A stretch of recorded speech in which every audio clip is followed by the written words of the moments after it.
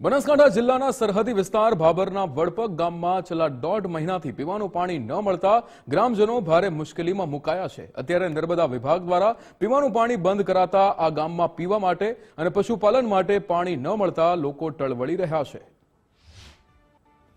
ત્યારે પાણીની બૂંદ બૂંદ માટે તરસતા બનાસકાંઠા જિલ્લામાં દર વર્ષે ઉનાળાની શરૂઆત થતા પાણીની તંગી શરૂ થઈ જાય છે। આ વર્ષે પણ ઉનાળાની શરૂઆત થતાં જ જિલ્લાના મોટા ભાગના તાલુકાઓમાં પીવા અને પશુપાલન કરવા માટે પાણી ન મળતા લોકો મુશ્કેલીમાં મુકાયા છે। જિલ્લાના સરહદી વિસ્તારમાં દર વર્ષે નર્મદા વિભાગ દ્વારા પીવાનું પાણી કેનાલ મારફતે પૂરું પાડવામાં આવે છે, પરંતુ અત્યારે આ કેનાલમાં પાણી બંધ કરવામાં આવતા અનેક ગામોમાં પાણી તંગી સર્જાઈ છે। ત્યારે ભાભર તાલુકાના વડપગ ગામમાં પણ પીવાના પાણીને લઈને લોકોને મુશ્કેલી સર્જાય છે, જેના કારણે દર વર્ષે આ ગામના લોકોએ પીવાનું પાણી ભરવા માટે દૂર જવું પડે છે અથવા તો 1000 રૂપિયા આપીને પાણીનું ટેન્કર મંગાવવું પડે છે। આ ગામમાં છેલ્લા 1.5-2 મહિનાથી પાણીની સમસ્યા છે। 7-4 દિવસે પાણી આવે, 2-2 કલાક પાણી આવે, એટલે અમુક થોડા ઘરોમાં જાય ને આગલા જે ઘરોમાં પાણી નથી જતું। અમે પાણી પુરવઠા તંત્ર દ્વારા વારે વાર રજૂઆત કરવામાં આવી છે, પણ અહીંયાથી કોઈ સાંભળતું નથી। અમે જે અધિકારીઓને ફોન કર્યા હતા પાણીના માટે પર કોઈ એ રીતને કોઈ બી પગલાં લેવામાં આવ્યા નથી। પાણીની તકલીફ છે અત્યારે, બરોબર। 4 કે 5 દિવસે એકવાર પાણી આવે છે અને એ બી 1 થી 2 કલાક માટે જ આવે છે। અડધા ગામમાં આવે, અડધા ગામમાં નથી આવતું। અને જ્યારે આપણે રજૂઆત કરીએ ત્યારે એવું કહે છે કે જ્યાં રજૂઆત કરવી હોય ત્યાં કરો, કે આગળથી પાણી આવશે તો મૂકીશું ને નહીં મૂકીએ। આ વર્ષે પણ એક તરફ કાળઝાળ ગરમી પડી રહી છે અને બીજી તરફ આ ગામમાં છેલ્લા 1.5 મહિનાથી પીવાનું પાણી મળતું નથી, જેના કારણે અત્યારે પીવાનું પાણી મેળવવા માટે દૂર દૂર ખેતરો સુધી જવું પડે છે।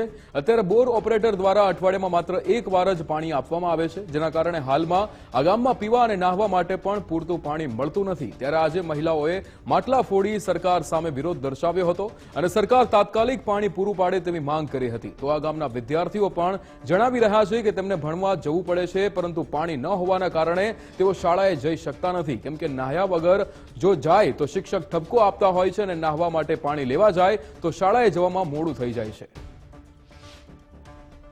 પાણી વગર તો બહુ જ ઉનાળાની તો તકલીફ પડે છે। ચોમાં આમ ઘણું આવે, શિયાળામાં શું કરવાનું? જે પાણીની મેન જરૂર હોય અત્યારે જોવો, ઢોરા મરી, મોણા મરી, છોકરા નાના લઈને ખેતર કોઈ જે હોય, કોઈને નોકરિયાત હોય તો નોકરી જાય, તો એવડે છોકરું ચો મૂકીને જાય? અઠવાડિયે એક દિવસ પાણી 4 દાડે આવો, એમાં 1 કલાક અડધો કલાક જેના આવ્યું ના આવ્યું, ન આવ્યું ને કોઈ નહીં। પાણી અઠવાડિયે 2 આવે છે, 2 દાડા આવે છે, ઘડીક આવે છે, ઘડીક નથી આવતો। અડધો કલાક પાણી આવે પછી કાંઈ નહીં, ભરા રહ્યા।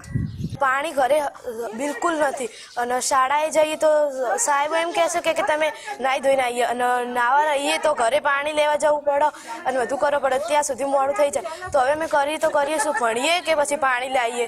અને સરકાર કહે છે કે તમે કે ભણો, પણ શું ભણીએ અમે? પાણી વગર શું? નાહી ધોયા વગર જઈએ, ત્યાં જઈએ તો તરસ લાગે, શું કરીએ તો કરીએ પાણી વગર। દર વર્ષે ઉનાળામાં પાણીની પણોજણ રાજ્યના અલગ અલગ જિલ્લા અને તાલુકામાં જોવા મળે છે। ત્યારે વિકસિત કહેવાતા ગુજરાત રાજ્યની એક આ વરવી વાસ્તવિકતા છે, જેમાં ગ્રામ્ય વિસ્તારના લોકો ખાસ કરીને હેરાન પરેશાન થતા હોય છે। ઉનાળાની કાળઝાળ ગરમી પડી રહી છે અને આવી ગરમીમાં બનાસકાંઠા જિલ્લામાં ઠેર ઠેર જગ્યા પાણીનો પોકાર જોવા મળી રહ્યો છે। કહી શકાય કે જે આ ગામ છે તે ભાભરનું વડપગ ગામ છે અને વડપગ ગામની અંદર છેલ્લા 1.5 થી 2 મહિનાથી પીવાનું પાણી નથી મળી રહ્યું। સ્થાનિક લોકોનું કહેવું છે કે કેનાલ મારફતે થોડા સમય અગાઉ પાણી આપવામાં આવતું હતું, તે પણ કહી શકાય કે રિફાઇન કર્યા વગર આપવામાં આવતું અને ત્યારબાદ જે કેનાલનું પાણી છે તે બંધ કરી દેવામાં આવ્યું છે, એટલે એમને પીવાનું પણ પાણી નથી મળતું। જે રીતે તેમને અત્યારે તો કહી શકાય કે જે 1 મહિનાની અંદર 3 થી 4 વખત જ પાણી આપવામાં આવે છે, એટલે તેમને પાણી ભરવા માટે દૂર દૂર સુધી જવું પડે છે। મહિલાઓને ખૂબ મોટી મુશ્કેલી પડી રહી છે। અત્યારે એક તરફ ઉનાળાની કાળઝાળ ગરમી પડી રહી છે, તો બીજી તરફ પાણી પણ નથી મળી રહ્યું। તો અહીં આગળ પશુપાલન પણ ખેડૂતો નથી કરી શકતા, કારણ કે અહીં પાણી નથી। ખેતી તો નથી કરી શકતા, પરંતુ તેમને પીવા માટે પણ પાણી નથી।